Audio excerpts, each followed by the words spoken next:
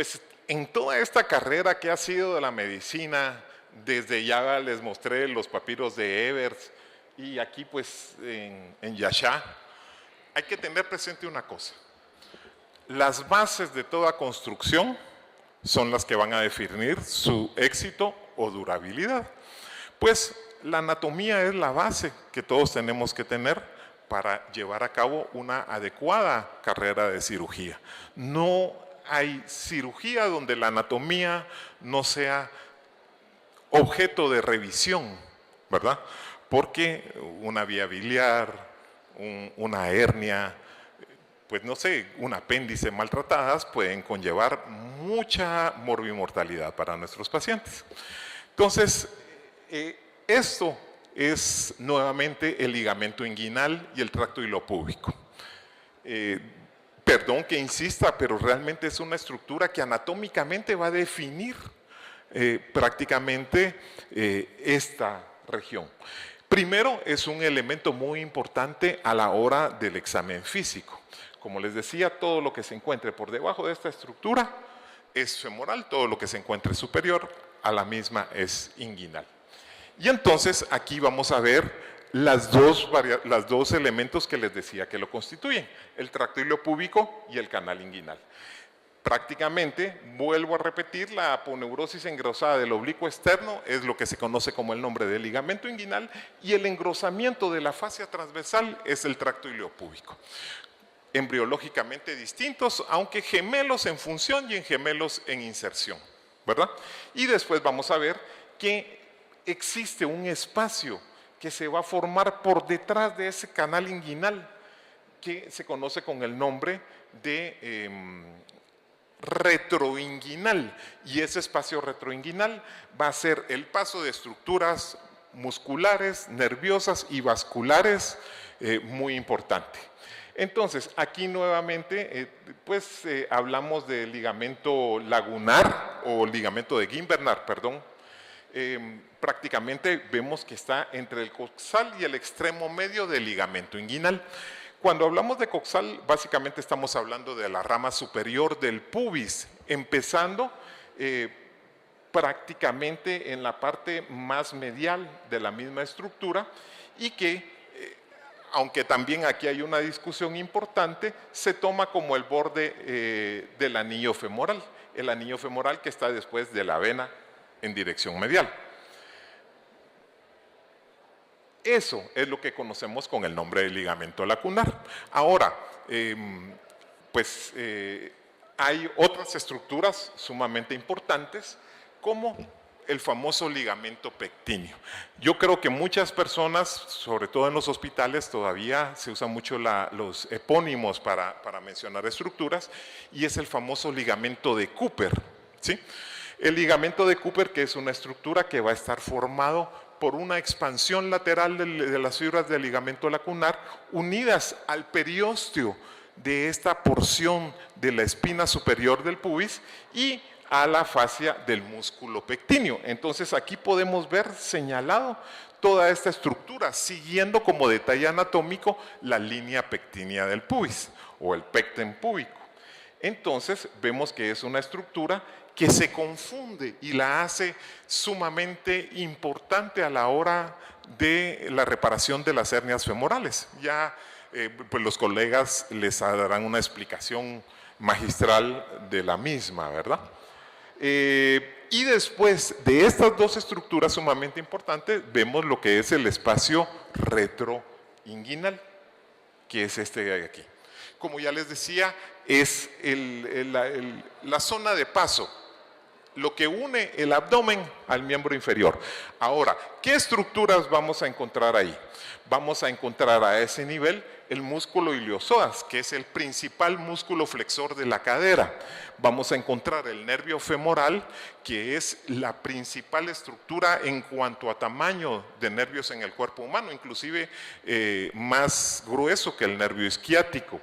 Vamos a encontrar la arteria y vena femoral, que se van a cambiar de denominación a partir de que pasan por el ligamento inguinal, y van a formarse y va a encontrarse el músculo pectíneo, también como indicador del mismo. Ahora, esta estructura que quiero que vean que es sumamente importante ese espacio retroinguinal, va a estar dividido por una estructura que es un reforzamiento de la fascia del músculo que se conoce como el arco iliopectíneo. Y esto va a darnos dos cosas importantes.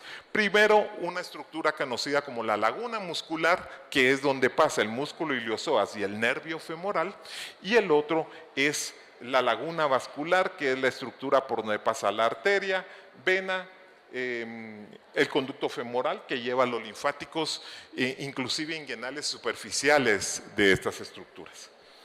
Esta estructura o laguna vascular va también a encontrarse envuelta en su interior por la vaina femoral que va a permitir varias cosas, pero que va a estar recubriendo los vasos, las estructuras vasculares, y que va a medir aproximadamente 3 o 4 centímetros, desapareciendo junto con las venticias de los vasos, a nivel de el agujero safeno del miembro inferior. Ahora, esta estructura no solo es cubrir los vasos, sino que los separa, los divide. Y entonces ustedes van a ver que existe un compartimento lateral que es el paso de la arteria femoral, un compartimento intermedio que es el paso de la vena femoral y un compartimento medio que prácticamente es lo que vamos a conocer como el conducto femoral, ¿verdad? El famoso conducto femoral que nos ha quitado horas de sueño a varios. Bueno, pues ese conducto femoral es una estructura que es la más pequeña de esas tres, ¿sí? Y vamos a ver que es aproximadamente un conito, una forma de cono que mide 1.25 centímetros, ¿verdad? Ahí está localizado y vamos a ver que tiene una función sumamente importante. Y es que esa estructura va a permitir la expansión de la vena femoral. Es decir, la vena femoral puede existir éstasis, por ejemplo, en el retorno venoso del miembro inferior por una posición de sentado, si ustedes quieren, o puede existir también por un aumento de la presión intraabdominal. Y entonces la vena se dilata y esa expansión que sufre la vena es compensada por esta estructura que se conoce como el conducto femoral. De hecho, ahí van a ver que de las complicaciones de la reparación es el edema cuando no se repara adecuadamente una hernia femoral. Y entonces vamos a ver, regresamos a la imagen de la pared posterior, por debajo del ligamento inguinal, el círculo de amarillo, vamos a ver que esa estructura es la base del cono y es lo que se conoce como el anillo femoral. Anillo femoral que va a estar cubierto por grasa preperitoneal, que puede ser uno de los motivos de la hernia, o a la hora de retirarse esa grasa, pues por una víscera de las que encontramos en el abdomen. Y entonces, ahí está nuevamente la imagen, ya ahora nos queda claro las fosas y cómo las mismas contribuyen prácticamente a la formación de estas estructuras. Ahora, esto que les estoy mostrando aquí es uno de los, ¿cómo se llama?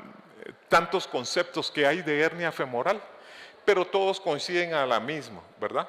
Es vísceras intraperitoneales que pasan a través de una fascia transversal débil, anillo femoral y canal femoral. Es decir, todo lo que vemos por debajo del ligamento inguinal pasa por ese canal inguinal, por ese canal femoral, y es lo que conocemos como una hernia femoral. Bueno, antes que todo quería darle un agradecimiento especial a la doctora Chacón. La doctora Patricia Chacón es una excelente maestra, es una gran cirujana, pero es un extraordinario ser humano. Se preocupa siempre por la docencia, por las personas, y ya llevamos varios años, no voy a decir cuántos porque nos va a quemar, pero ya llevamos varios años dando un curso de hernias. Esto es en el Hospital General.